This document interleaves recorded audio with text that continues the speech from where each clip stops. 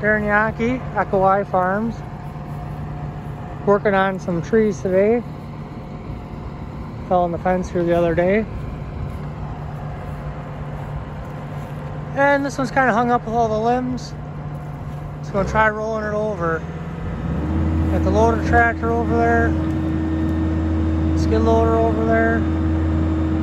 Both of them gonna push on it. And see if we can't get this to roll over and lay on the ground. Because once it's on the ground, it's a lot easier to cut up with the chainsaws. But it appears to me that that's not working. Might need a little more leverage, go up a little higher. It's kind of a cache on the bottom by just a little bit, but here we go. There we go.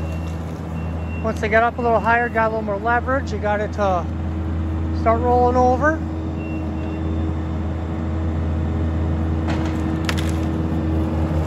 Finish getting it rolled over, getting it so we can start chunking it up. And the neighbor's coming over this afternoon for his firewood.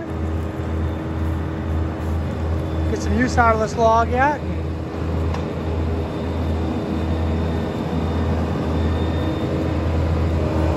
Get our fence all fixed up, ready for the spring pasture season. That'll be here very soon.